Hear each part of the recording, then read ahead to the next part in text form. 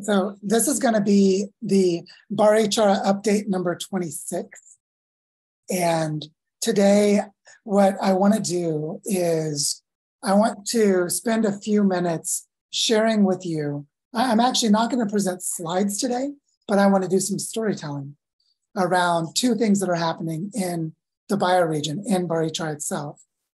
And of course, I think most of you know that Penny and I are about to go on a crazy road tour, leaving early Sunday morning, where I'm giving something like 20 talks in 2 weeks, and it's in well, it's actually more than 6 cities, because technically we're going to be in Toronto and Markham and maybe one other suburb. So if we called Toronto 3 cities instead of 1, it would be at least 8.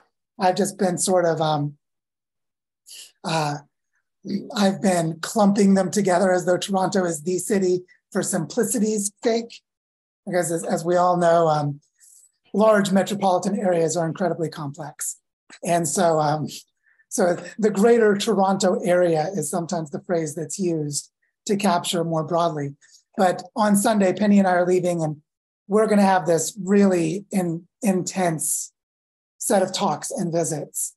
And the general sequence is Toronto area, followed by Binghamton and Ithaca, where we'll be staying with David Sloan Wilson and doing some things there in upstate New York, then going to Cleveland, then going to Rochester, and then driving back to Toronto's airport and flying out. And the one thing I want to say in setting the context for how powerful this is for me personally is that the very first public event that I'll speak at on Monday in the afternoon is to a group of middle school and high school students in Markham, where, I mean, I've been given these conditions that I can't do things that induce trauma, and I have to be careful with the use of 4-letter words, and I have to be on good behavior. But I don't know how we can talk honestly about the state of the world without inducing trauma. So I'm going to do a little tightrope dance. But there's something really important about the fact that I'm going to get to talk to kids. I'm going to talk to kids, and I'm going to talk to them about how all of their education options are just total crap. I mean, not like all like universal, but you know what I mean? Like what's presented to young people today has almost no bearing on their survival or their flourishing in the future. Like almost none. What, you're going to go get a corporate job after getting a bachelor's degree as if that's going to, it's just so disconnected. And so that's related to what I want to talk about today. So today, what I want to do is it might just be 15 or 20 minutes when I want to talk about 2 things that are happening here in the area in Barichara that relate very strongly to everything we'll talk about on this road tour. And then what I want to do is have group discussion, because I feel like the 2 things I'm going to talk about are going to stimulate a lot of discussion. First one is there is a really profound healing process going on in my own family, and it's related to homeschooling for Elise and how we're going about doing that. And I want to share with you some of the way that Penny and I are reintegrating with Jessica. Now, those of you who know Jessica is my not legally ex-wife. Legally, Penny is my mistress because I'm not legally divorced. We laugh about that, although we've been separated. Jessica and I have been separated for more than a year. And we're actually going to come together and collaborate in homeschooling for Elise and share the teaching and create a dynamic together as a more extended family, which includes helping Jessica economically as it relates to other projects like the Origen del Agua Nature Reserve, which only exists because we raised money with crowdfunding within the Earth Regenerators community a little over 2 years ago. And so there's this way that this sort of microcosm of what's happening in our family is profoundly interwoven with other things happening in the territory. And then the other thing I want to spend a little time talking about is how we are planning to disperse the funds from the Gitcoin round, where we raised $21,000 in September. And that money has been sitting in my crypto wallet, in my MetaMask wallet, since early October. And we have designed a process for how we're going to weave projects within the territory to create synergies and try to elevate them to a landscape scale. And I think that you'll see that these 2 things that are happening are actually really strongly interwoven.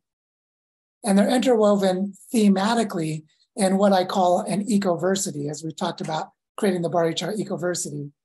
And one thing I want to say about that before going into these stories is my understanding of ecoversities is that most people will not understand what an ecoversity is until 1 to 2 years after they've been experiencing them, including the people who created it. And so I can even talk a little, if you'd like, during the discussion about how everything we're doing with the territorial foundation and the funding of projects and creating harmony is part of what I would say is a pattern of learning. That's what an ecoversity does. But the people doing that work don't necessarily know that they're part of the ecoversity because it's not ecoversity trademark. You know, it's a pattern of learning as an ecosystem. And so, so we can explore that a little bit too. And so maybe what I want to do to begin is if we could just briefly in the chat do a very quick check-in, which is in the chat, give a word or phrase about how you're feeling as you're showing up here today. Just something so we can feel a little energy in the room. So if you could type into the chat, and I want to do it quickly like this because I really want to go right into the storytelling and feel into it together. But just how are you all feeling? And Penny's going to type into ours.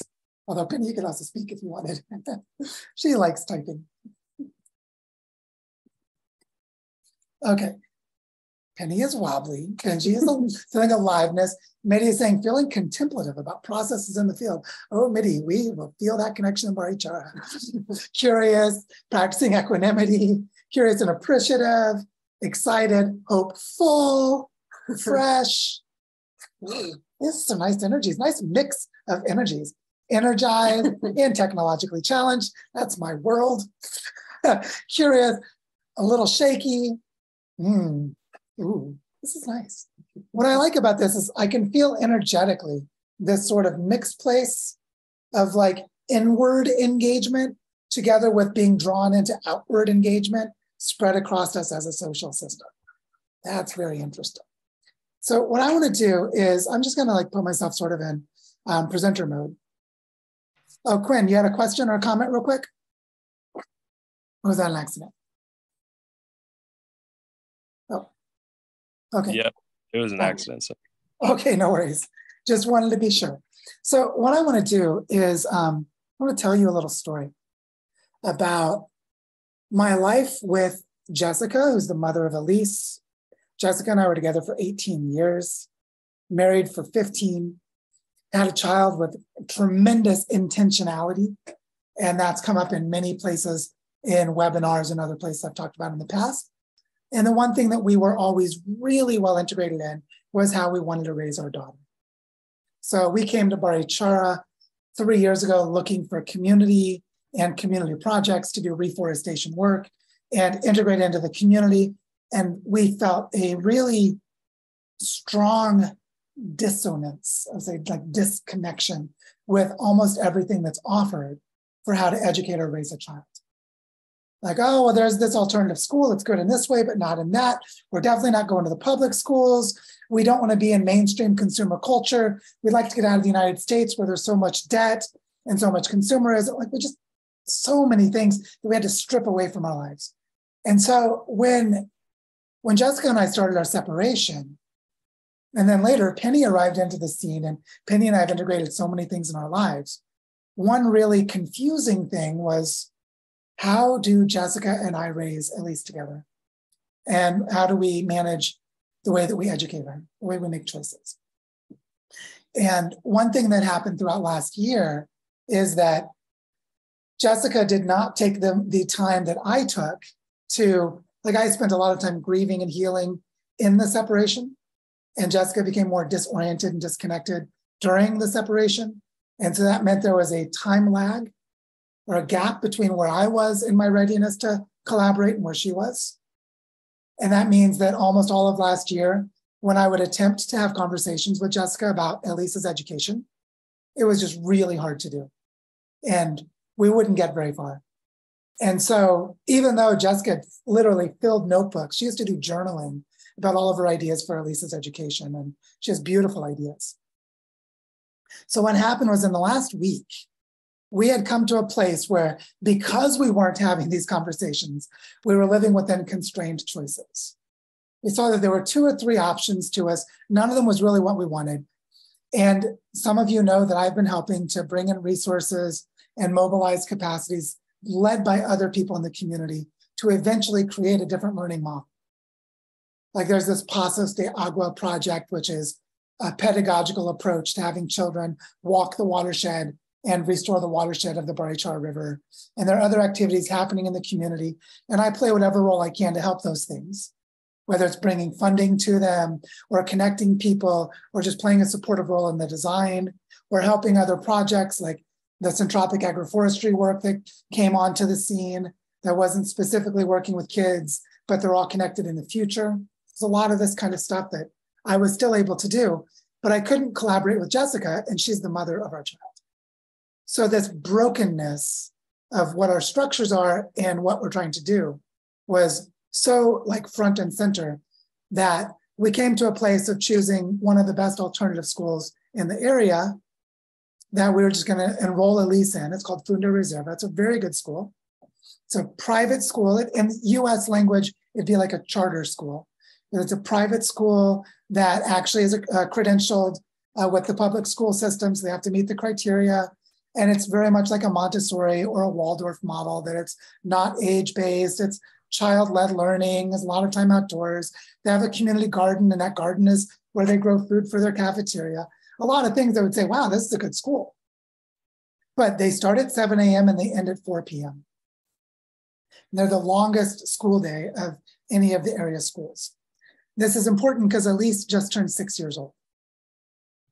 And so the night, like 3 days before Elise was supposed to start this new school, we had sort of come to the decision that none of us really wanted this choice, but it was the best of the choices we had, because to co-create something would take more time. Yes, Eduardo, this is in Barichara. And there are other educational offerings. This was just the one that we felt was the best of the offerings. 3 days before Elise is supposed to start this new school, we still haven't enrolled her because Jessica has been slow to follow through on things because she's still sort of non-committal about the decision and confused in herself of what's best to do. And then she has a talk with our friend Emilce. And some of you have heard me talk about Emilce and Oscar. They're the couple that has created the community theater. Actually, a member of Earth Regenerators donated money to construct this community theater. And they're the ones that help children create documentaries and do a lot of things related to Indigenous knowledge and environmental education. And they also homeschooled their children. And they're just amazing, world-class teachers, just phenomenal teachers. And so Jessica was talking with Emilce, and Emilce said that between the age of 6 and 8 is the time when children are old enough to begin to understand the complexities of the personality and the life of their parents.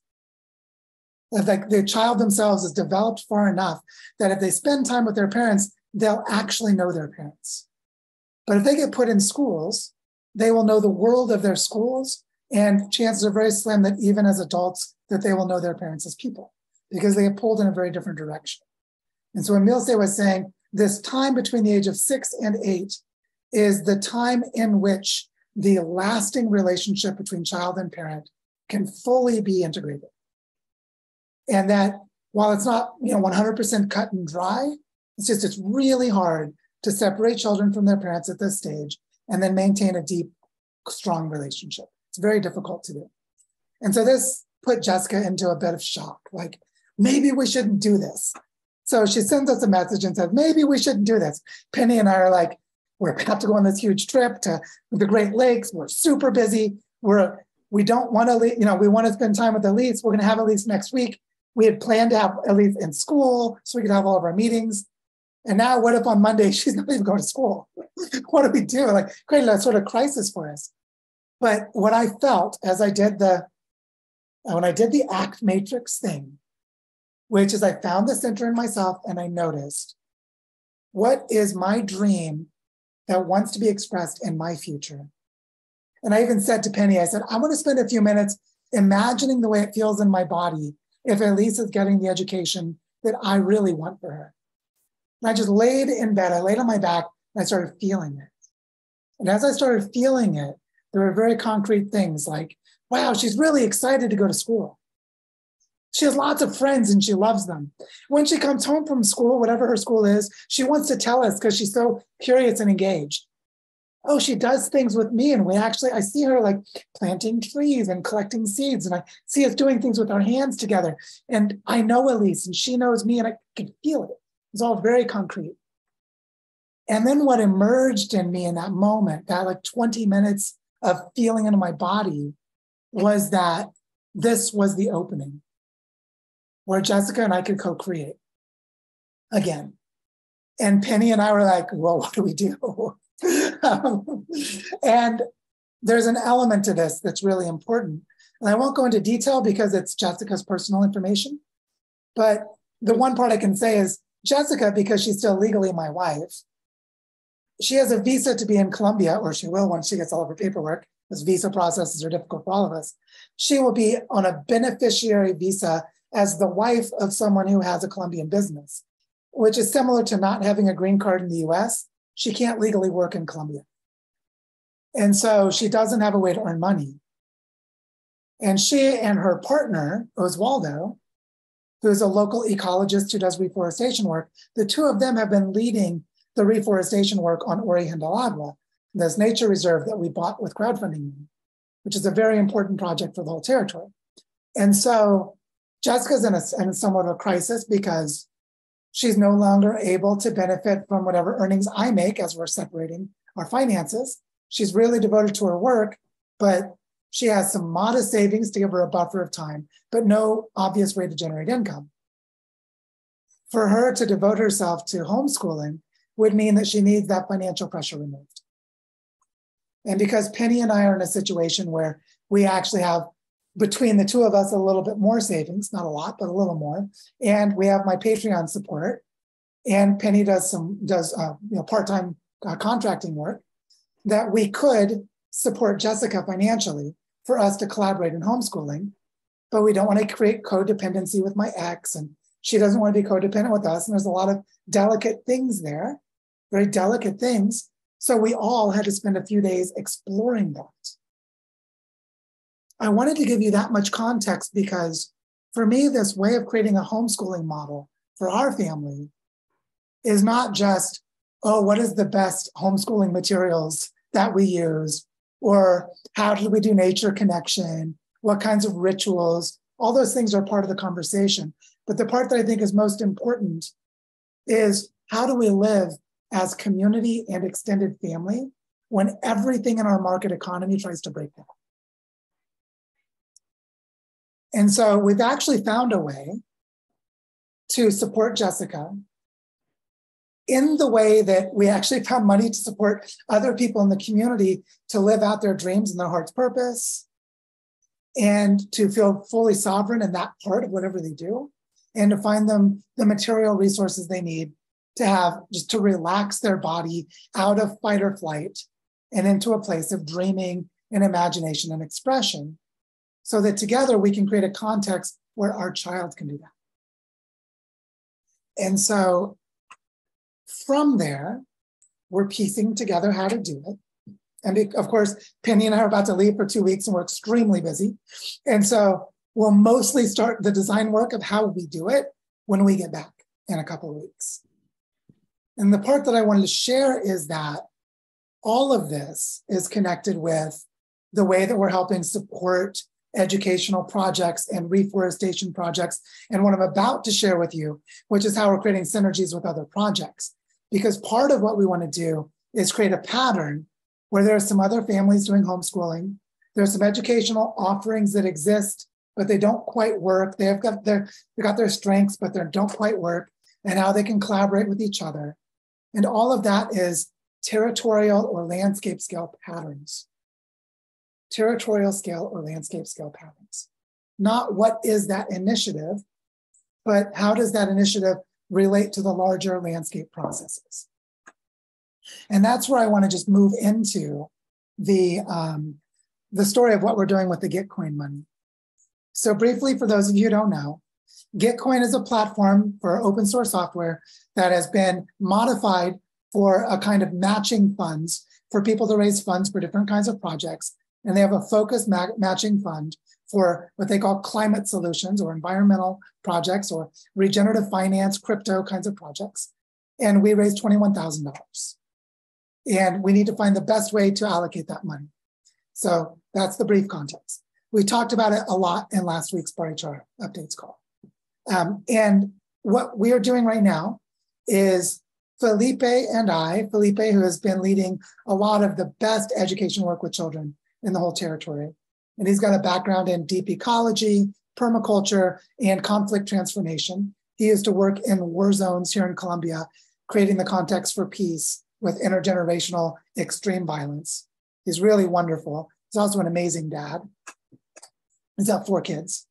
And he's younger than I am. He's like in his early 30s. And he's like old enough to be experienced and young enough to be really, youthful in a lot of what he does, right? In that sort of mid-adulthood, but not late adulthood type of place. And Felipe and I have designed a process that I want to share with you. The process is that when we get back from our trip in a couple weeks, Felipe and I are going to host 2 workshops, half-day long workshops. So it's like Saturday morning and Saturday morning within the same 8-day period. We're inviting representatives from 12 local projects who are all connected to regenerative work in the territory and that we have relationships with. And what we're going to do is we want to create the conditions for people to change their mindsets, to heal some of their traumas, and to move into deep co-creation. The way that we're going to attempt to do that is that in the first workshop, we're going to gather all these people together and we're going to tell them about the territorial focus of the work and what the intention of the donors was. And we're going to give them the criteria and the priorities that were created for the Barichara Regeneration Fund in 2021 when we'd allocated money in the past. And we're going to emphasize the importance of projects finding ways to have synergies among each other, just so that people have a context of collective purpose. But we know we can't get to collective purpose if people have internal psychological barriers. So then what we're going to do for most of this first workshop is we're going to have people share their personal needs. Have them share their vulnerability and their needs. It's like, this is my agenda for being here. I need this. I'm insecure because of this. If I don't have this, I'm not taken care of. We want to reveal the landscape of needs. And then we're going to have a pile of pebbles that represent the amount of money we have to allocate. We're going to divide that pile of pebbles in 2. We're going to say these pebbles represent the energy that the money could bring to create dynamic relationships between the projects. And then we're going to invite people to take from half of the pile what they feel they need. So you take what you need. What does it feel like to have your needs met? And then we're going to bring the workshop to a close so that we can help to create a context where we have revealed what the total need is and that we actually don't have enough resources to meet them.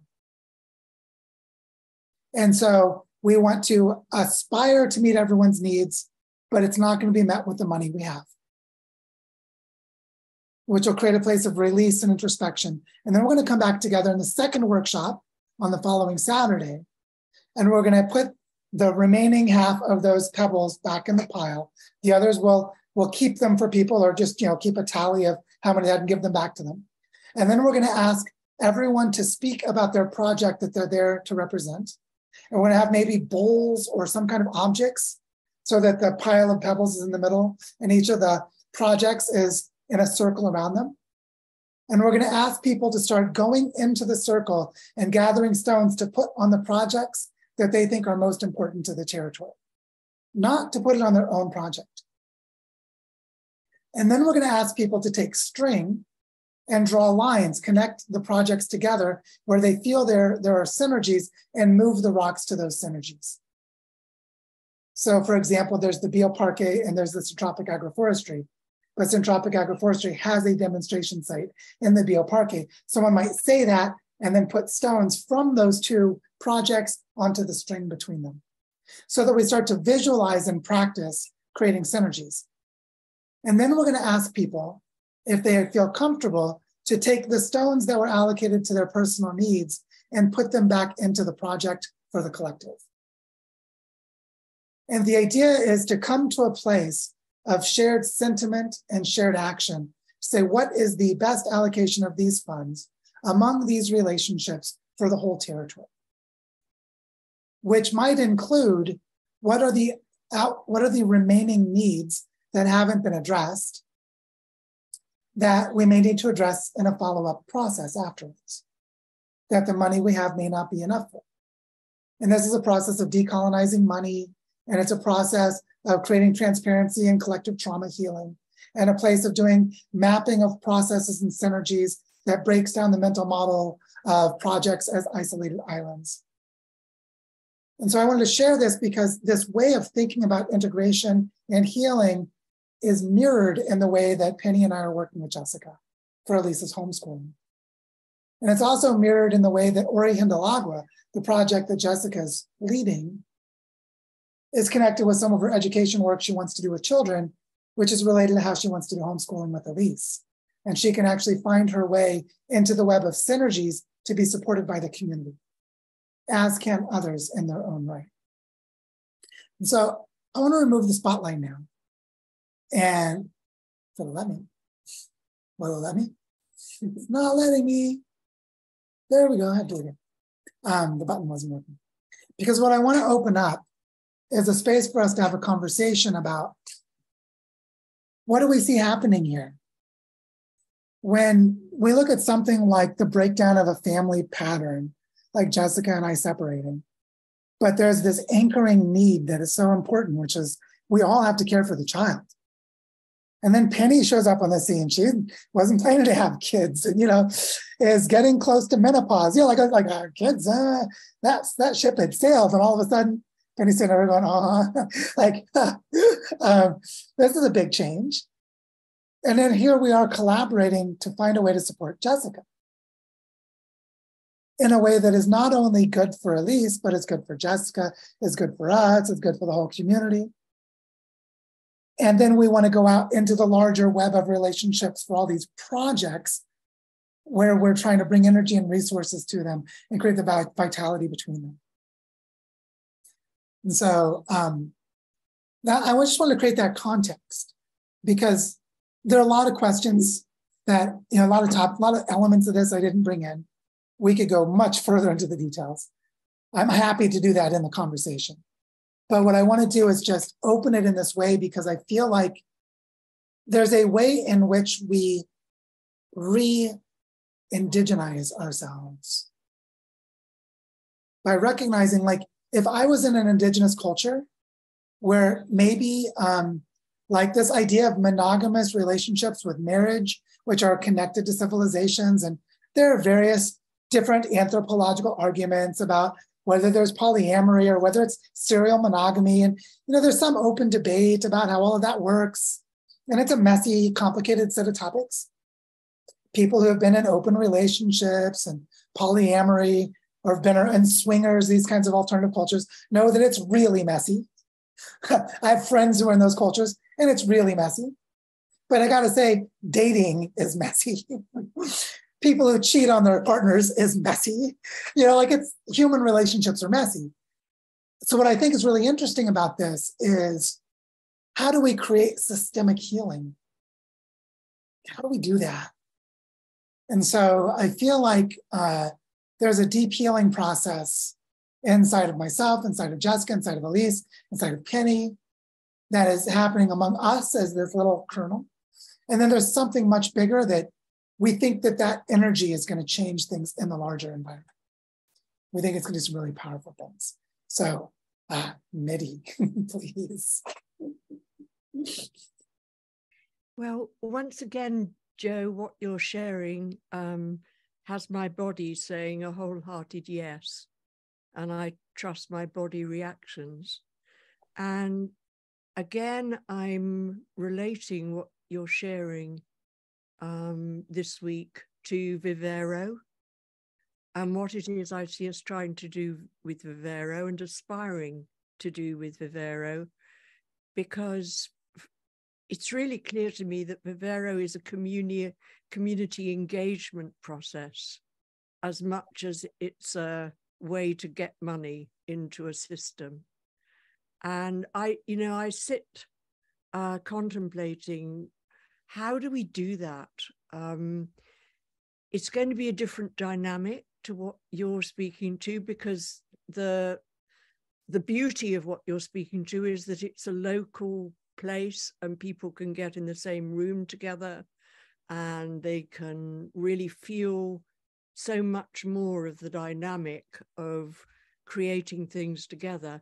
And at the same time, I think it must be possible to adopt this kind of approach in our processes within Vivero, because for a long time to come, it's really clear to me that we're going to have less gifts to distribute financially than we have people aspiring to receive gifts.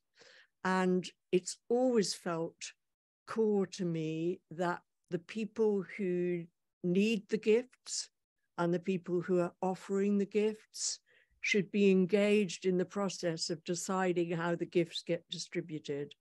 So I'm really, really interested to learn what unfolds with you. I think I'm going to be coming to you and Penny to say, hey, can we do this together somehow online for Vivero? It feels like a very healthy way forward. So I'm in for whatever it means at the bigger scale. Thank you. Thank you, Mehdi. So much to think about there. I will hold it too, and then pass it on to Claire. Yeah, this is bringing up a lot for me. And I think maybe just my personal journey of trying to understand my own role in the work that I feel called to do. And, I was listening to the David Sloan Wilson podcast that Benji shared, and I can't remember the names of the other two evolutionary biologists who were in conversation, but they were talking about superorganisms and the complexity of that, and how do we, what occurred to me was, how do we behave like superorganisms? And a big part of that, in terms of what I know for myself, is what is my role. And in the society that we're growing up, that grew up in, I didn't see how I fitted, because the way that I learn, the way that I work, is much more about being sort of paying attention, helping to synthesize what's happening and make sense of that. But it's kind of in the flow rather than in the objects that we're creating. I don't know how else to describe that. And it was in reading novels like, it's been a bit discredited, but The Orenda by Joseph Boyden and others, where I saw the role of the shaman, and it was like, yeah, that kind of feels like the work that I do, the healing, it's something that you can't see easily. It's in the flow of what's happening. It's what helps to create the potential that's there. And it seemed, and then being in a meeting earlier this week with a group of very high level people, sort of convening the various departments in a university to have these conversations, thinking about how they're going to kind of help facilitate really bi-regional learning, but at a very high level. And the sort of the challenge of how do they share that with the community, because they know how to do that at that institutional level. They have absolutely no idea how to really do that at the community level, where it's sort of very much relational and the relationship with the land. And sort of, so it's in place. It's not just something that can be transported. But anyway, and I'm sorry, I hope I'm not losing you with what I've just shared there, but it just, I guess my question is, and my thinking is if we understood the roles that we have to play, and we could see those roles, I think it would make it a lot easier. Had I seen that role of the healer or the shaman kind of place even named, or the role of the weaver even named, it's very powerful when it's named, because you can see that you've got a role. If that role doesn't exist in our society, it's like you have no idea where you fit, because you don't fit into any of the other options. And I just wanted to name that, because to me, we're struggling a lot because those roles aren't named enough. And the roles that are highly developed, like the university role and the other scales, are pretty reasonably well developed. People know what that looks like. The community-based stuff, less so. So yeah, if we are to behave like a superorganism, we have to understand how we're going to work together in the fullness of that, so that we're amplifying what we can do rather than sort of limping along. Yeah, I wanted to add just one clarifying, like a semantic frame. It's like a conceptual structure to what you're saying. In the series, I know you were watching on major evolutionary transitions. It's actually a 3-hour set of interviews. And in part 2, they talk about human evolution and whether we can ever achieve planetary scale symbiosis. So basically, humans acting together for Earth care. And one of the things that Terence Deacon is the chair of anthropology at Berkeley. He's a serious scholar, really a wonderful guy. And he has this moment where he talks about how one way to achieve this higher level cooperation comes about because there is a set of things that happen. And he uses a biological cell as his initial place to talk about it, because there's really, you can go into the details and say, within a chromosome, this happens, and this is well documented, which just makes it really clear if you know the science he's referring to. But the basic insight is that there are 3 capacities. There's division of labor, which means there's enough cooperation that people can take on differentiated roles, which is what you're saying. There are these different roles. And then there is an abundance that arises. You say the commons creates more than is needed, which adds slack to the system so that errors can be tolerated. And he gives the example of amino acids, or rather genomes, that parts of the chromosome that code for different amino acids. There's more than one that codes for the same amino acid. Then evolutionary selection is relaxed on some of the others, and then they can carry mutations forward. So he's using that example, but you could apply another context. And then the third is genetic drift, is the language within cell biology. But it's basically the exploration of other ways of doing it that may not work very well for a while, but because the system tolerates error, it may actually find a really good thing that it does, but it finds it by just sort of poking along and exploring. But the thing that's key is that then that new capacity becomes a role and another part of the division of labor, which then becomes interdependent with the other functions, so that it won't easily be lost, because the survival of the whole organism depends on this new capacity. And so there's a whole set of things that needs to occur to behave like a superorganism. But I think that just the clarity of that kind of thinking has a lot of clarity that will really help.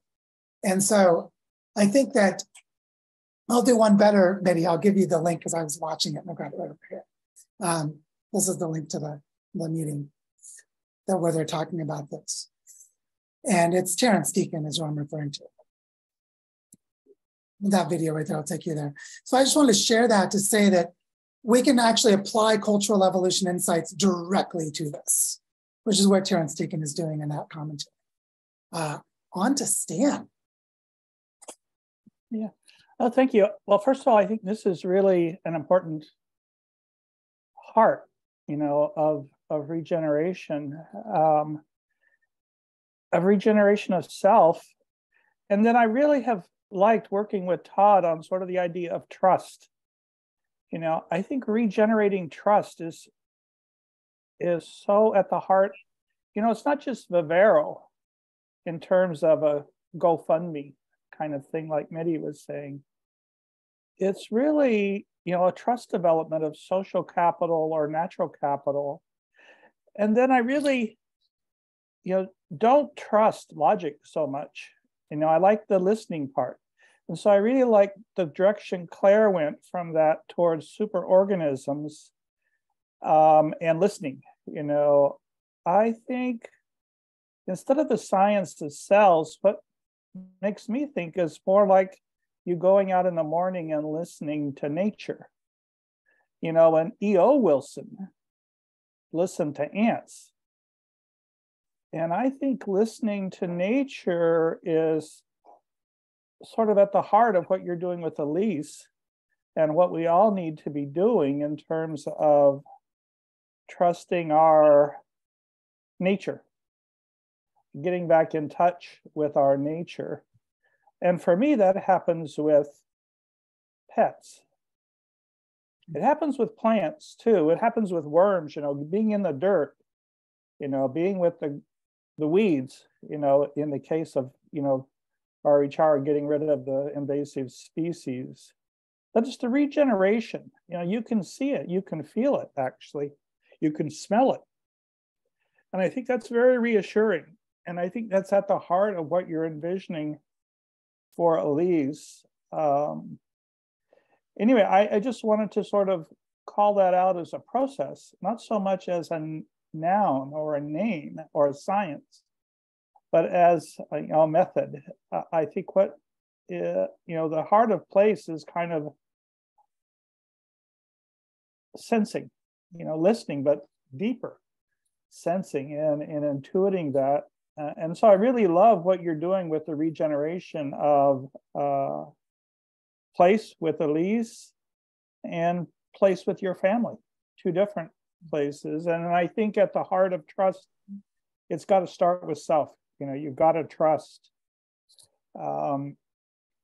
each other. And then just as sort of a simpler explanation for the superorganism, you know, there's some theory that we learned social behavior from dogs, that we got our pack behavior from other animals, that we weren't the originator of pack behavior. We might have been the incubator of pack behavior. And so I've always thought that in Barichara, besides permaculture with plants, the suggestion of Gale and some of the biodiversity with birds and other species is so fundamental. And I think especially, you know, in my family, with my kids, it happened with dogs. Mm-hmm. The dog training, I thought housebreaking the dog was a problem of the dog. And turns out dog training was a problem with me. Yeah, you're making me think of the dog culture in Barichara and how the humans could learn to relate to their dogs better. Yeah, and so I think just, you know, regardless of the human cultural context of, you know, different polygamies or whatever, the idea that it takes a village to raise a pack, you know, or some of the other more natural combinations, I think allow for you to share that with Elise without, you know, getting stuck in an uncomfortable context. So just those ideas. Penny would love to share something, so I'm going to give her the spotlight. Yeah, thanks, Dan. Well, I've been just reflecting on this experience with Elise and wanting to share.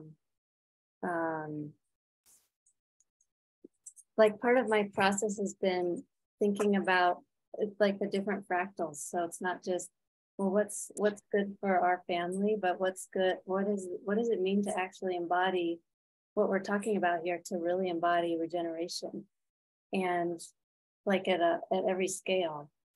And that's how I started to think into this, and feeling into, well, what, you know, at a bigger scale, we want cooperation, we want to build trust, we want to have each other's backs, like this is what we want at the bigger scale in the regenerative, at these landscape scales. And so just thinking about like Elise and Jessica, well, what does it actually take to build trust with Jessica? You know, like how do we really live into this? And this is like at these personal levels where it really pushes us into like our edges. And wow, we really need to support Jessica and give her time to trust us, and we have to learn to trust her and build the trust so that Elise gets the support she needs. And then at the bigger scale, this is happening for all the kids, and we're integrating so that it's normal, like families that are a little different. Well, Elise doesn't even know that's not normal, that we wouldn't work together. You know, it's this, it becomes normal because we're doing the healing we need to do, and we're supporting each other and building the trust. It just at the family unit, and then starting to do that within the community in these different fractals. And just to share, that's how I've been feeling into it and pushing myself to, okay, well, this is what I need to step up to do. This is what I'm saying I want to be. So it's like, how do I do this in me to live as a regenerative presence or person? So just wanted to share that process with y'all. Yeah. Thank you for that. It's been so powerful to live this, you know, to live it really deeply, and then to think, wow, and next week we're going to be in the Greater Toronto area, and I'll say a word that I don't get to say to those middle schoolers. It's going to be a clusterfuck. It's going to be like a total like a massive urban area with all of its layers of complexity, all the disconnections from nature, all the unsustainability, and lots of good people.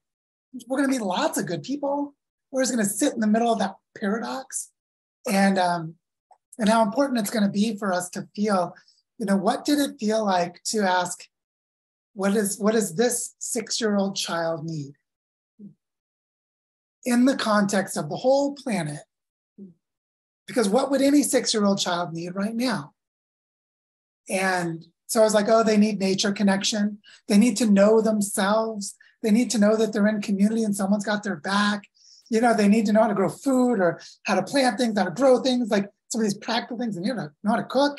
They're like life skills that you can start going into a lot of things that are really clear, but at its core is, as a human being, can I form relationships with others, and do I know myself? Do I know where is home? You know, these really deep human questions.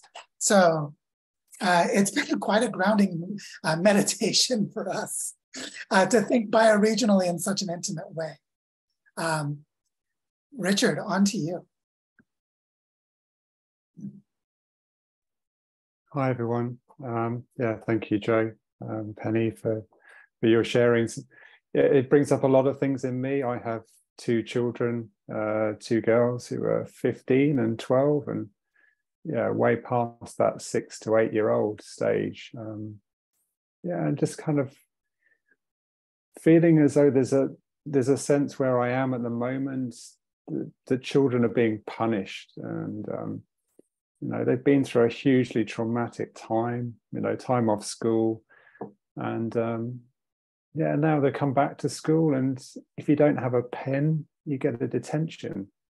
And you know, what kind of messaging does that say? And it's, you know, you get taught which way to walk around the school, and you know, you get examined for your uniform, and yeah, and they hate school, and that makes me very, very sad. Yeah, I'd love for things to be different, for them to have, you know, more connection, you know, with being outside and nature. And yeah, they are very much on that factory treadmill, which, you know, I long for that to break down. And so, you know, as parents, we do our own part in that, you know, with the time that we have and the messaging that we, you know, give to them, and getting them to be aware of that, and yeah, have some awareness of what they're being forced into. And also I'm looking to try and change things locally as well, where we've got an area of land, a meadow, which I've talked about before, and there's an opportunity to kind of, yeah, scale things up, where local people might get annoyed with children for throwing rubbish in the river and want to punish them and stick CCTV up, whereas actually at a bigger scale, reconnecting them with nature, we can link, you know, to the local primary school and get the children out of the classroom and into this meadow and discover the place that they love, and connect to the place that they love, and and form connections. And as he said, those relationships, building those relationships between different members of the community and the children, rather than this fragmented, punishing context that I really feel. And I'm working with others to try and change. So thank you. Yeah, you're making me think of something that I experienced because I haven't lived in the United States for 4 years. When I go to the United States, the changes in culture are really something I feel strongly. Or is it sort of like the frog that's in the water that's slowly heating, that most people have no idea how fascist and totalitarian the United States has become? And I'm not talking about the government. I'm talking about just everyday consumer culture. And the example that I felt that really annoyed the hell out of me.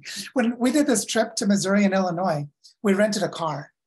And because Google and Tesla are trying to program humans to accept cyborgs as their masters, we rented a car that would not allow me to use cruise control on the freeway. Basically, I have cruise control. In the United States, the freeways are like 3,000 miles long. Like literally, you can go from New York to LA on freeways, like thousands of miles long. So you should be able to set the cruise control. But the car automatically detects that you might be approaching the rear of another vehicle and begins to decelerate so you never pass the vehicle. But if you're on the interstate, you just go in the other lane and pass them. So it's taken away the sovereignty of the driver to control the gas pedal when you've already set cruise control. And so the machine is your overlord in the car. Now, what's so annoying about that is that once someone gets used to that level of intervention and they just think it's normal, they're like the cow that's just ready to have the milking apparatus put on its udder and then be walked to the next place where someone, takes a shotgun slug into its skull and kills it and then cuts it up for beef. It's like the level of domestication implicated by that. Whereas when I see Elise climbing trees and knowing her body and knowing her limits, because she actually does things that are a little dangerous, but she's smart, that's sovereignty. Sovereignty is, I know the risks and I know my skills and I'm confident. And, and there's more to it than that, but like this is huge. And so the really scary thing about this punishment approach and this sort of paternalistic approach, whether it's from consumerism or from totalitarian governments, doesn't matter which, is that people don't even know that they don't know how to make decisions for themselves. They don't even know that they can't make decisions for themselves. Making decisions for yourself is learning how by making mistakes. School of hard knocks, we got lots of phrases for it. And so this is something really big. It's really big to think of a future with the kinds of collapse that are coming when someone doesn't even know how to control their steering wheel to turn to the next lane to pass on the freeway. Like, think how scary it's going to get, how incompetent people can become in managing their own decisions if they can't even control their own gas pedal on the freeway. And so I was really upset about that specific technology intervention because of everything else I saw in the culture that was going in the same direction. And because I'd lived out of the United States for several years, it's like, oh my God, in 4 years, it's so much worse.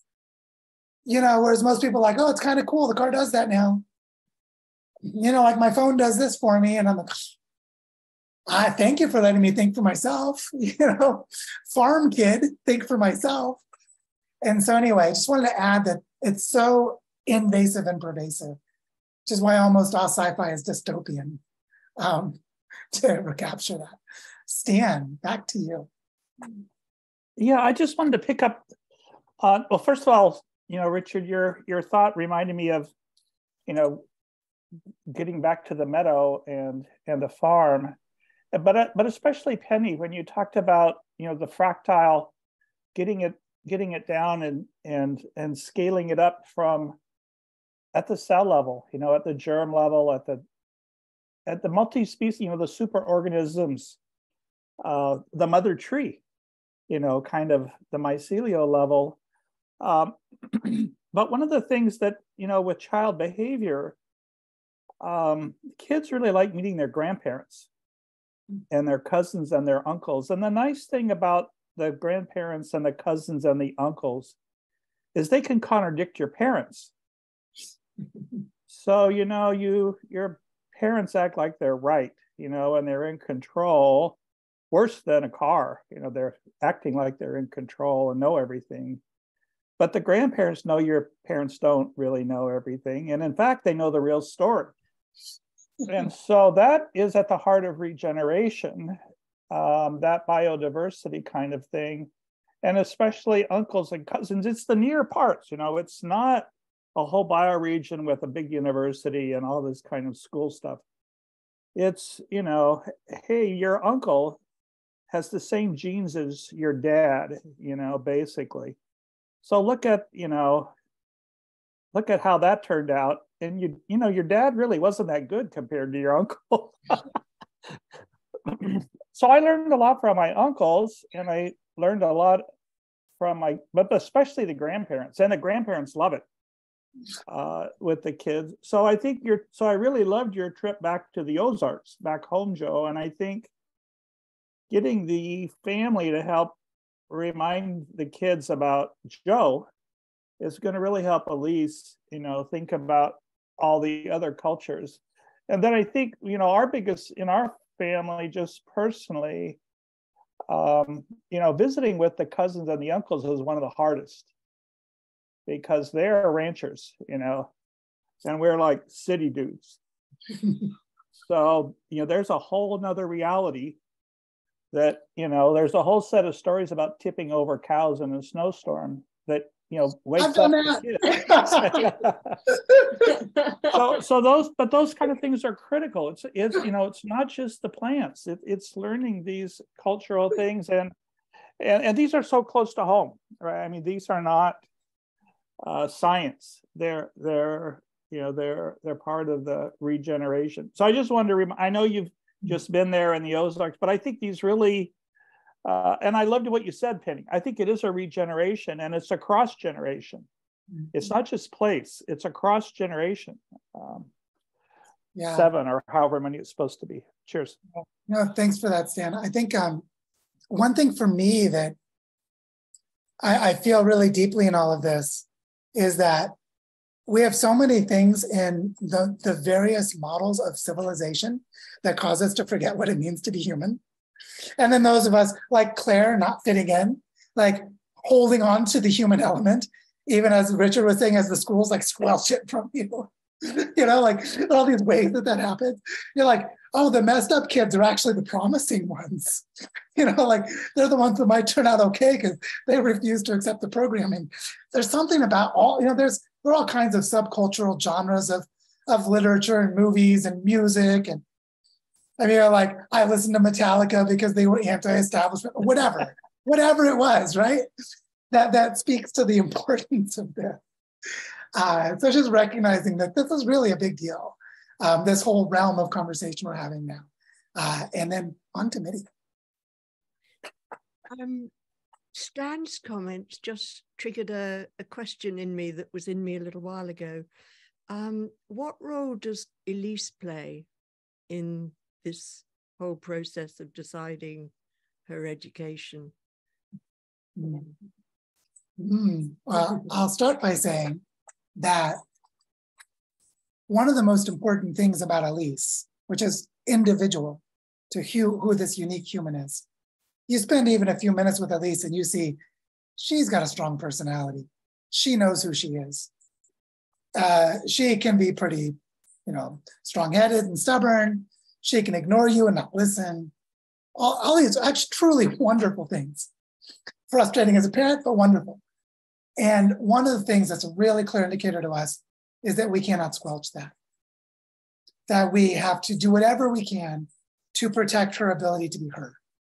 That's something that just remains present in every decision and every moment. The other thing is we know that she's 6. And so there's a lot of stuff she doesn't know that she wants. And she's like, I want ice cream all the time. I'm like, actually, stop liking ice cream. You had ice cream all the time.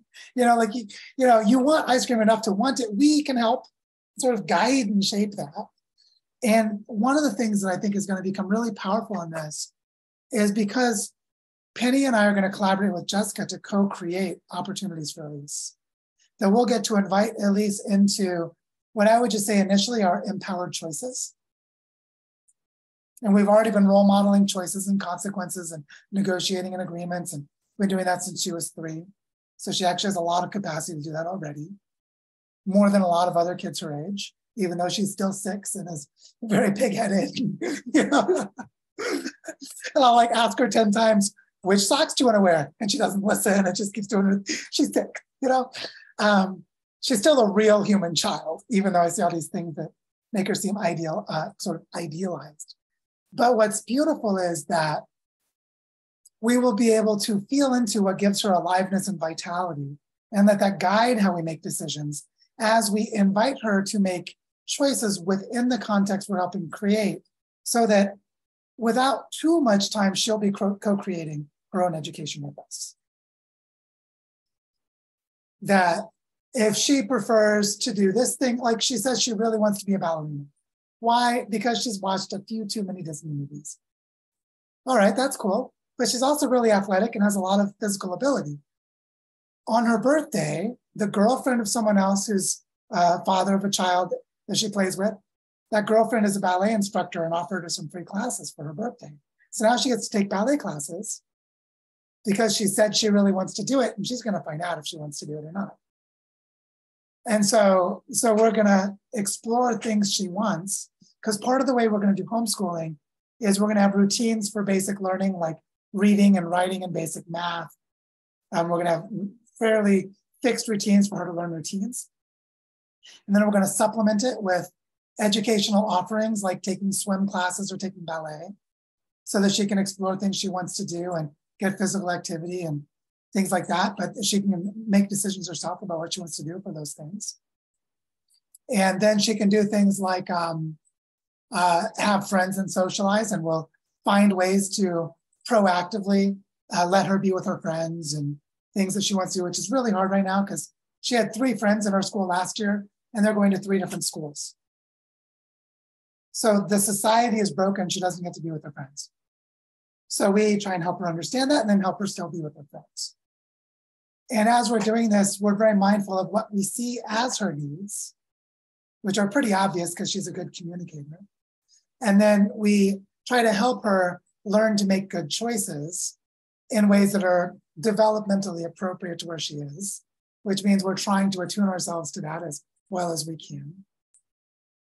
Like, for example, she's just gotten to the point where we can read chapter books to her instead of something like Dr. Seuss. And she's just invigorated. We just read this 4-part book series, and the books are like 60 or 70 pages long.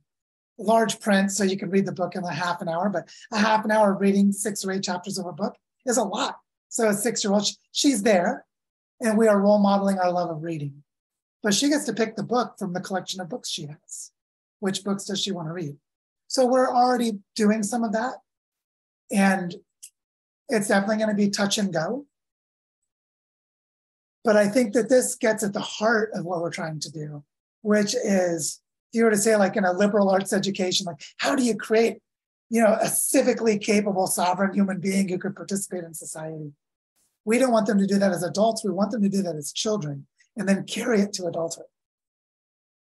And so there's all that. And then in parallel, there's the stuff like Pasos de Agua, where the kids are leading the transformation of culture for restoring the watershed.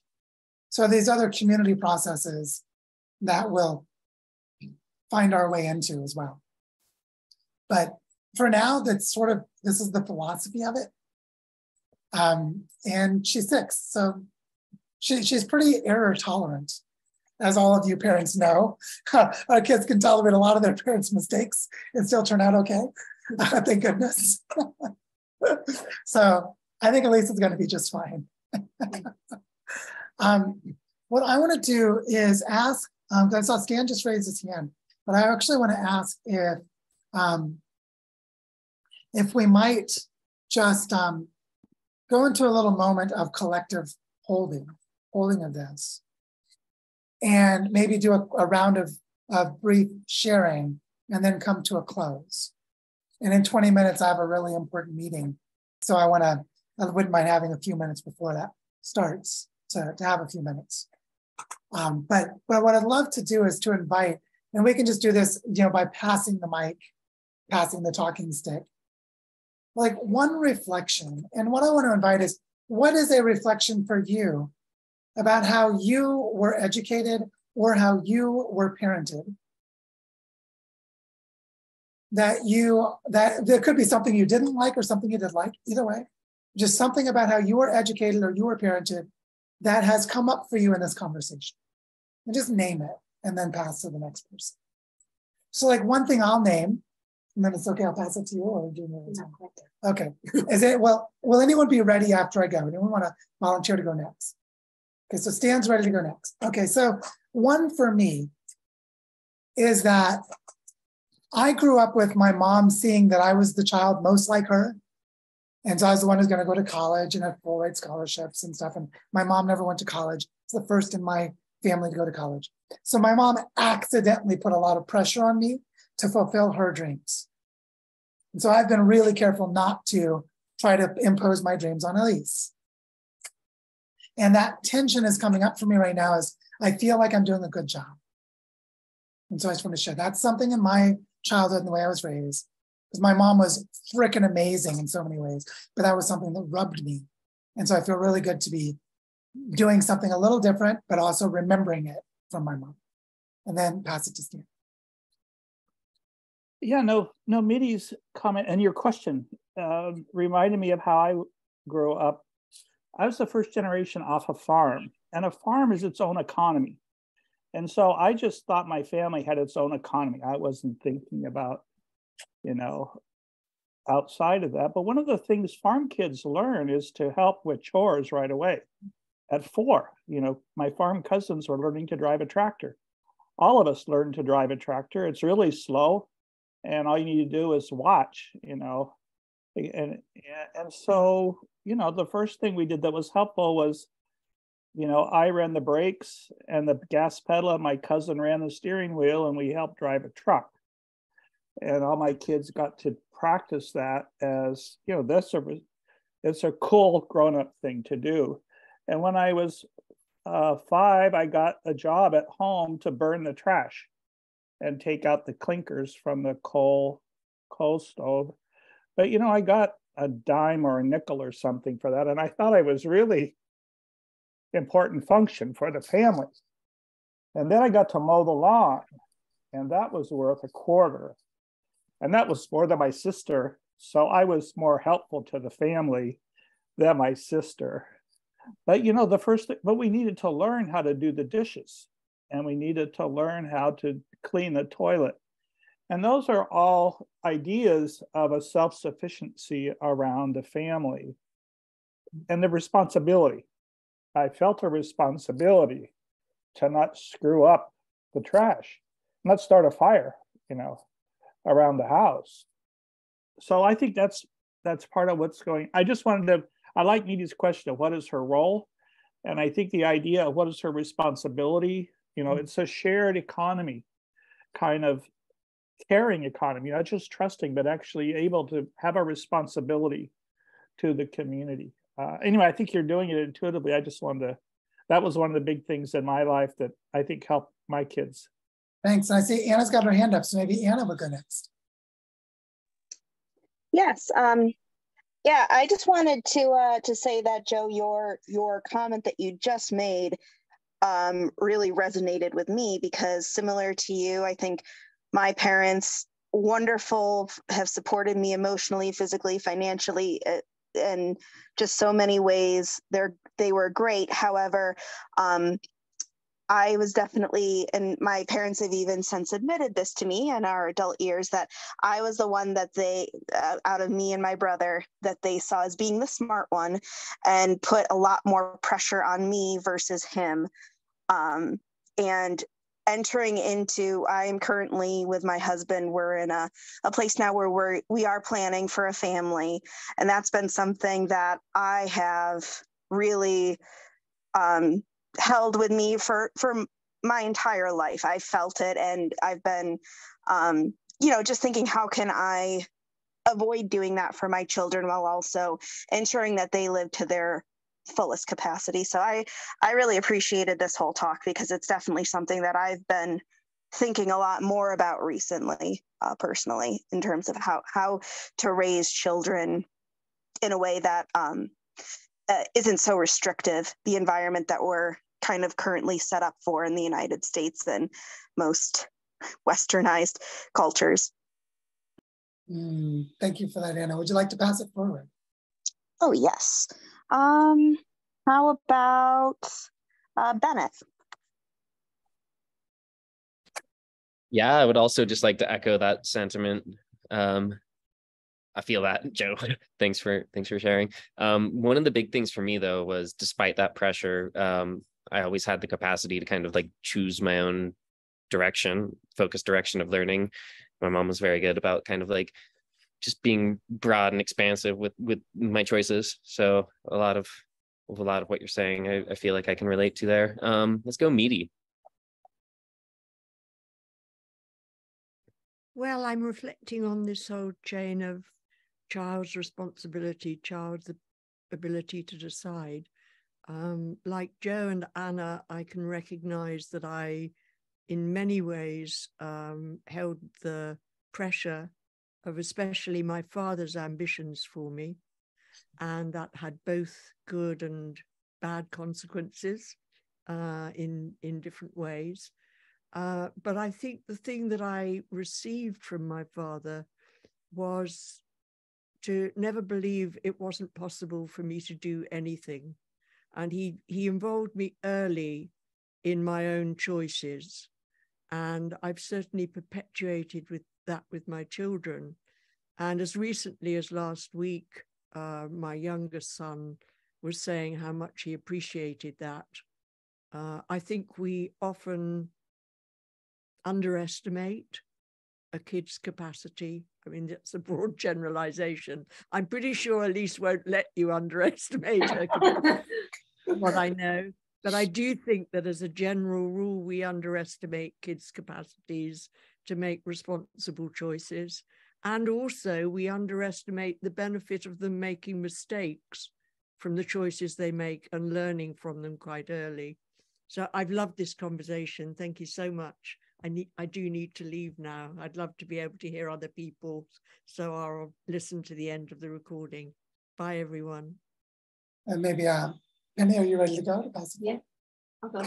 I'm reflecting on like my parents. Really, I feel like they really wanted to prepare me for like adulthood, but in this culture, like, so they did their best to give me everything that I would need to be able to be like a productive citizen in the culture that it is now.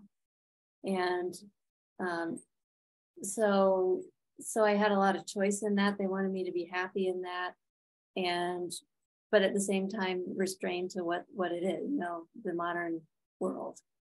And so what I'm thinking about now in relation to Elise is like, well, that's not what the world, I was also, oops. Did we lose everyone?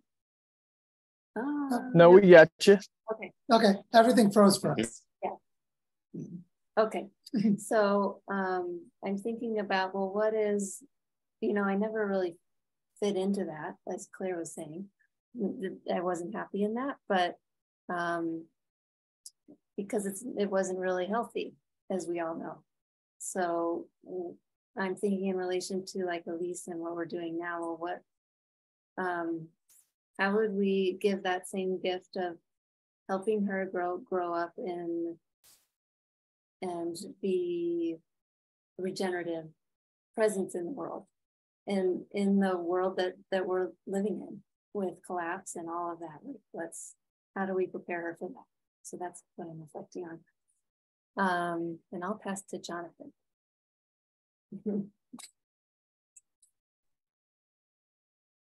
Great. Well, it's so interesting. I feel almost as if I was born in another century. My mother was 40 years old when I was born at the end of the Second World War. And I had a somewhat unusual childhood since my mother divorced my father upon returning home from the hospital with me and finding him with another woman. So I grew up essentially without a father. And of course, for many years denied that it mattered to me until I really discovered the importance of it, and how it had impacted me and how it had left me with certain gaps in my understanding of myself and of others. But one of the key things that happened during my childhood was that my mother was a socialist, and she felt that it was safer for us to leave the United States during the McCarthy hearings than to stay there. So I was taken to Mexico at the age of 9, and so grew up kind of on the streets in Mexico until I was 15, 16, and had mostly an independent life. Not too many expectations, and not a lot of guidance.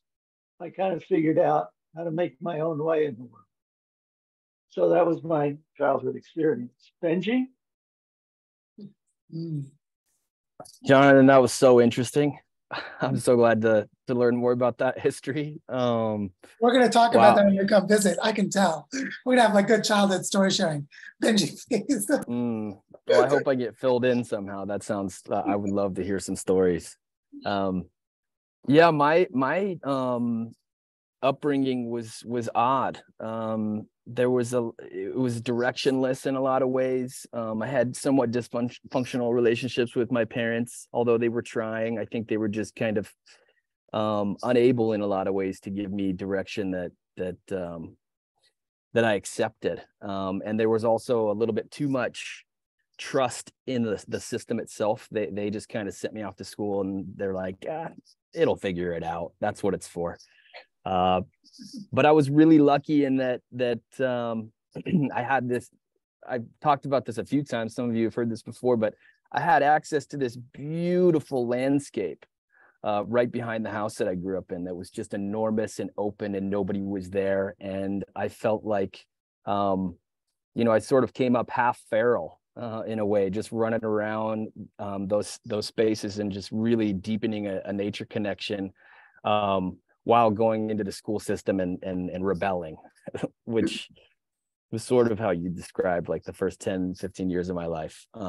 So yeah, which is probably why it's hard for me to describe right now, because it's just kind of half feral, pretty open. Maybe that's why I started Campfire Talks that are so open and ready for whatever. So yeah, I don't know. That's as good as I can do at describing it for now. But thanks for letting me share. And Richard, I'd love to hear from you. Yeah, there's a lot in my sort of background. Parents I won't go into, but parents coming from different worlds. My dad very practical as a builder. My mum, just for her generation, probably wasn't able to fulfill her potential. She became a secretary because that was just the limited options there were for women really at her time. But her brother, very academic, and I guess I've really benefited from them both not putting pressure on me or my brother, where I have been the more academic one, and my brother was more practical, who trained as a chef, and they kind of nourished both really, I guess, because of they're two different worlds, and my dad's own experiences of really hating school because he was very practical. And so with my own children, initially I was kind of going a bit against that, sort of with my first child, sort of very high sort of standards for her academically. And then I've learned to relax into that and to see what is the essence of each of my children. And for my eldest, that is more practical and cooking and baking. That's what she loves. That's what lights her up.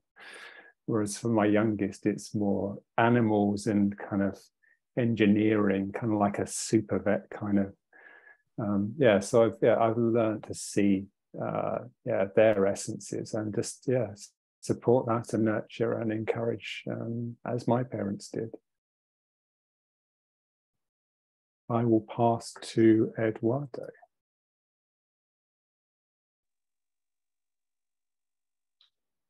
Hi there. All right.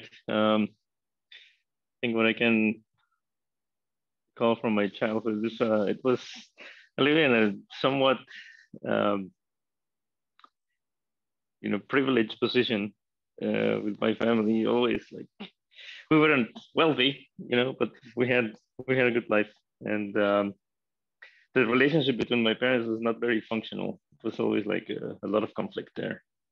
But I stayed close to my mom, and she always infused this focus on high quality education and put me in really good schools. And I think I was fortunate not to be in a super strict environment or like laissez-faire, and it just shaped me. I grew up to be this person who's thinking differently in almost every context. I mean, if the whole pack moving in one direction and then one guy moving the other direction, that's probably me. and so that has put me in some interesting spots. I mean, to the point that I'm not always feeling that I'm doing the right thing or feel guilty. Not the right thing, but feel guilty sometimes because I'm not, like the rest in so many ways. And but it's been overall a really good. I was born in Mexico City, and when I was very, very close to my mom, like I said. Then I moved to Mexicali because there was some sort of trouble between my mom and dad. So they sent me to Mexicali, where I am now, actually. I came back after 20 years. And I was 8 years old. And in that summer, I stayed with my uncle. And that summer with my uncle was pretty transformative because I kind of like broke the, how do you call the umbilical cord with my mom? Because I stayed 2 months without her care. And I had to, I mean, the dynamic with my uncle was completely different. Like everybody's looking for themselves over there. There was not even a time for the family to get together for dinner or lunch. Like everybody just like grab stuff from the fridge, whatever they found, or go out or whatever. And they're like my age. Like, wow, I mean, I didn't know this kind of independence existed. You took a shower if you wanted. If you didn't want, you didn't. So it's like complete freedom. So yeah, I think I started becoming an independent guy at about that age, and it changed. I remember that summer, like, wow, this is, food is not on the table for me. I have to figure it out on my own. Nobody's telling me what to do. Not that it happened before in a strict way, but yeah, I mean, it's different. So that was interesting. And then throughout my life, I continued to pursue independence in so many ways and original thinking or independent thinking. So that's what I can share today. So we have Preston and Quinn. So maybe Preston next. Sure. Some early childhood development traumas outside of my parents. My parents were really sound, but some things unfolded that caused a lot of clouds later on through a lot of interactions and problems with authority. And so my later childhood was full of confrontation and trouble. And I did really well at school, but that didn't work well in the community. I think what finally worked well was my parents both, neither had gone to post-secondary. And so as my trajectory began to look like it might, they were so excited that that was the opportunity that they no longer had any sort of parameters about what that should look like. And so my pursuit of my own education, I had no idea what university was when I applied for it. So I just sort of went down a random list of courses and took them without knowing what I was doing. But it opened up this opportunity to explore in a different way than I could ever have imagined. And because there was no focus and no purpose, I went where my nose took me. And it was an absolutely fascinating journey. So I think that aspect of sovereignty is, it's pretty key to things building potential and capability in the long run, regardless of what has unfolded in the past. So I'll pass to Quinn. Sweet. Yeah, so similar to what Benji was saying, I feel like my parents just kind of trusted in the school system, which unfortunately was the American school system. And yeah, so I kind of never really found much interest in things necessarily. Like I was just doing whatever class work to get good grades. And I think because I didn't really find an interest in anything specific, I just kind of started disengaging from learning more and more, unfortunately. So by like 8th grade through high school, I was just kind of over it. I just wasn't really doing school much. And then I started, you know, smoking weed and then doing psychedelics. Then I'm like, okay, yeah, this is bullshit. I can't quite explain how, but it was just an intense feeling I got. And then since I've graduated high school, barely, I'm at this place where like I want to learn, but I never learned how to learn. So it's really difficult at this stage for me to get back into that. But I've been traveling around to different eco villages and kind of having these community-based learning opportunities, like took a permaculture course and all these things in it. It's really kind of opened up my imagination to like what does community-based learning look like, or what could it be like, and what if my parents had full trust in like a village community education system to take care of me. That would have been great, I would think. So just having that idea of how can these kids in this place that I still live, like how can I integrate them into some sort of community-based learning that I didn't have, and also to bring young people like myself together to create community-based learning guided by people in the community. Like I think that's the way to kind of regenerate community in this setting that I'm in. But yeah, just having these different experiences and comparing them to the typical education system in America has been really insightful. No, thanks for that, Quinn. I feel like one of the things we can all take from this is that there's a mismatch in how the larger world is configured and how humans learn. And then there are people who figure out how to navigate that, which might be our parents who help us. It might be us in the absence of our parents, however it happens. But what's needed now that's really different is we're going through what back in 2010 I called the bottleneck of sustainability, which was, you know, the human population's about to squeeze down a lot smaller, with a big population die off after we've already caused mass extinctions of other species. Human extinction's a real possibility. It's a scary time in that sense. And what we need is we need to get really good at learning, individually and collectively. Really, really good. And so what I see in all of this is what you all just did is gave templates. If you were to go back and watch this little section of sharing, each of you explained, there was an archetypal structure of the narrative, which is how my life was broken in some way and how I figured it out anyway, or how someone helped me figure it out. And so this learning how to learn is, as Quinn named, is really big.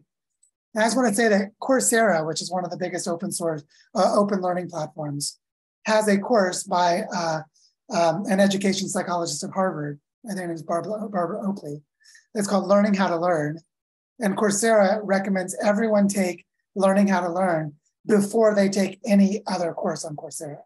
So several million people have taken Learning How to Learn. It's really, really good. So Quinn, if you're interested, go on Coursera and take the course Learning How to Learn. And because they've had so many millions of people take it, They actually have really good funding to create animations and other things. And so it's actually really, really good now. And it's still cheap. It's like, because they want everyone to do it, to know how to use Coursera. So what I want to say though is just, it brings me a lot of hope for my own endeavors to raise my daughter, as we're all trying to figure these things out, to see that we can actually share in this way. We can share in this way from our own personal stories, to see what we all can do for these young generations that are going to need it. Because this intergenerational part is going to become more obvious as strategically central to what is coming in the next half century. And so this aspect of landscape regeneration is so profoundly rich and important and almost entirely invisible from the quote sustainability conversation. How we parent and raise our children is invisible, as if sustainability is a problem for adults to solve for their kids, which is stupid. And so I'm so glad, just to reiterate what I said, I'm going to get to speak with two groups of high schoolers while I'm in Toronto, because Brian and Susan do intergenerational work. That's their focus, is the 7 generations framework. Their project is called the Legacy Project, because this intergenerational focus. And you all have just helped me prepare to talk to those middle school and high school kids in Markham that I'm going to be speaking to on Monday by sharing your stories. So thank you for that. And I've got to go because I've got people who should have arrived 5 minutes ago for a meeting. They'll be here any time now. They're on Colombian time, so they'll show up soon. But just want to thank you for sharing in this discussion. I'll post the video so you can watch it again or share it with others. And just excited to be on the journey with you all. So thank you, and talk to you all soon. Thanks, Joe. Thank you. Thanks, everyone.